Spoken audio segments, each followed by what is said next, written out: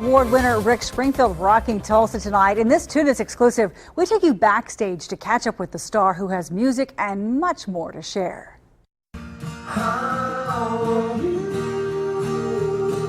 Rocking the house at the River Spirit Casino, Rick Springfield keeps playing the music fans love to hear. He makes his fans happy playing the hits like Jesse's Girl that made him famous and building a new following with another talent. I started out as a kid wanting to be a novelist. I read a lot and then music took over, so I stopped writing stories and started writing stories and songs. Springfield released his first fiction novel in May. Magnificent Vibration is a New York Times bestseller. The press on the book has been great, and it's like I've got better press for my writing than I'd ever got from my music. So even now, Hollywood calls. He just wrapped up a new movie.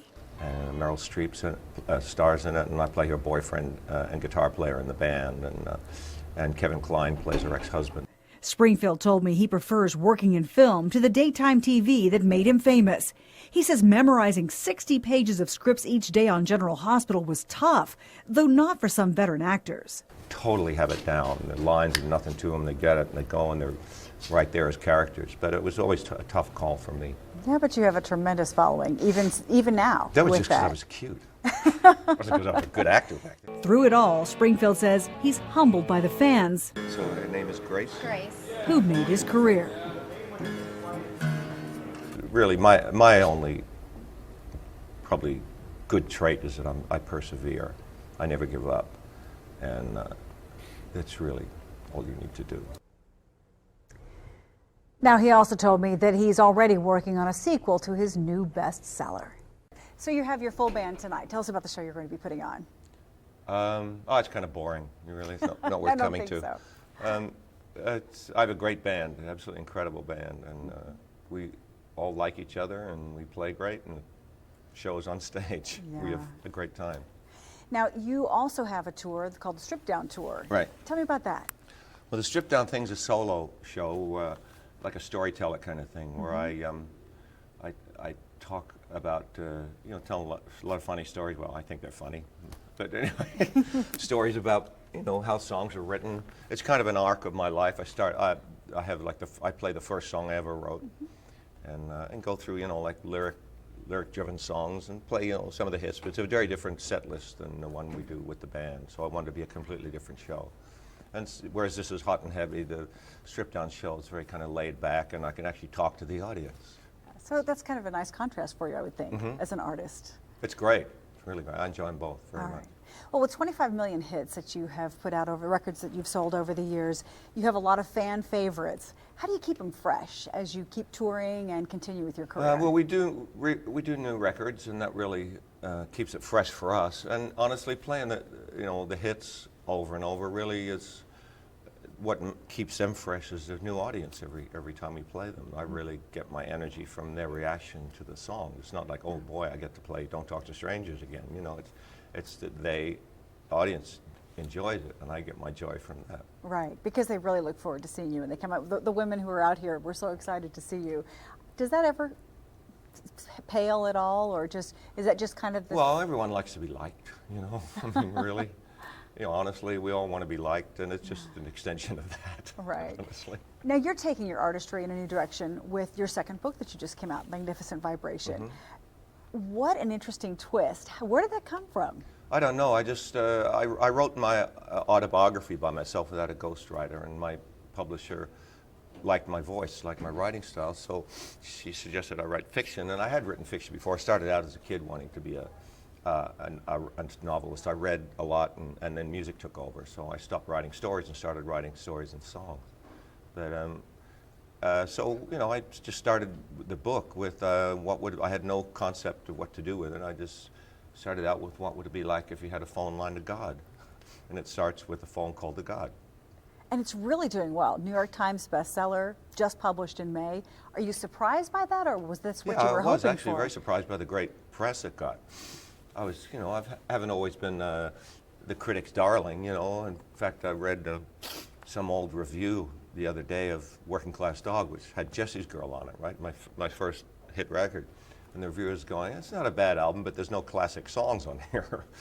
So, you know, I'm used to that kind of thing. I mean, fortunately, he was wrong, but the press on the book has been great, and it's like I've got better press for my writing than I'd ever got from my music. So. And it's such a different description for you. I read on one of the reviews it said sex, comedy, and metaphysics. Yeah. Oh, well, I want to put everything in there, you know. I put all the stuff that interests me. And honestly, you know, the Loch Ness Monster interests me, and so does possible sci-fi things, and God interests me, and sex interests me, and, you know, metaphysical stuff does. I guess that could be God too, but I don't know, that's your interpretation. There you go. So are you working on another book already, or is this Yeah, gonna let this one play for a while? I'm reworking this book that I just finished. It's a sequel to Magnificent Vibration, so I'm just going in and reworking it, which is a bit of a bear, but I want it to be the best thing. Magnificent Vibration just kind of basically came out as it is. This one is a little more work, so hopefully it'll be better. And I understand your acting career is still going strong. You're working on a film right now with Meryl Streep. We just wrapped about 2 days ago.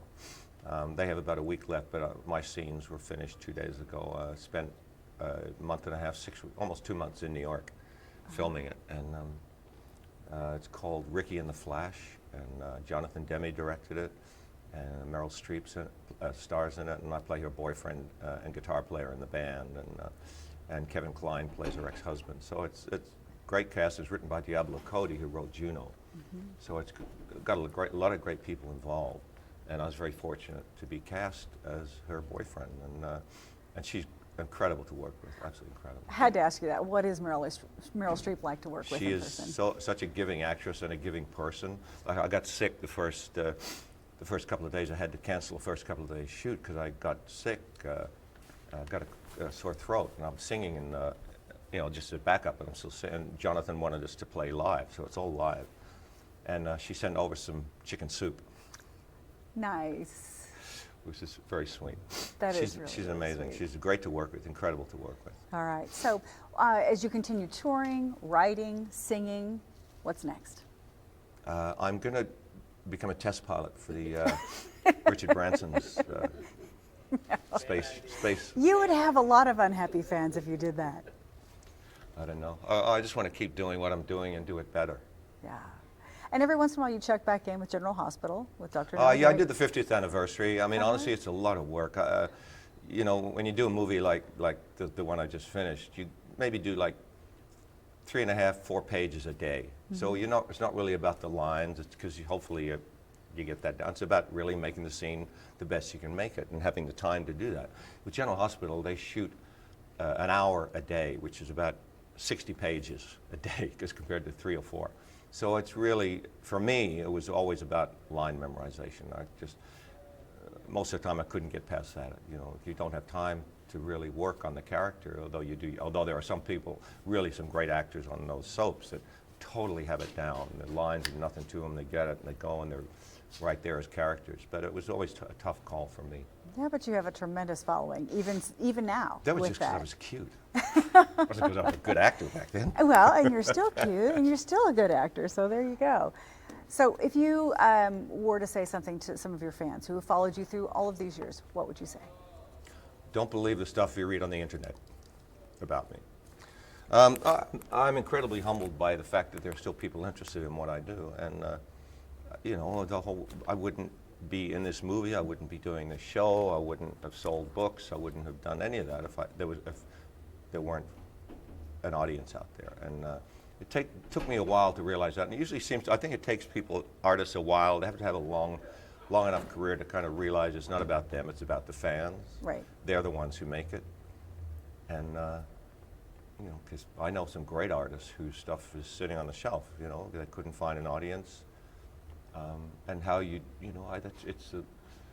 just the luck of the gods, you know. I mean, but really, my only probably good trait is that I persevere. I never give up, and that's really all you need to do. You don't even have to be good. You just have to never give up. There you go.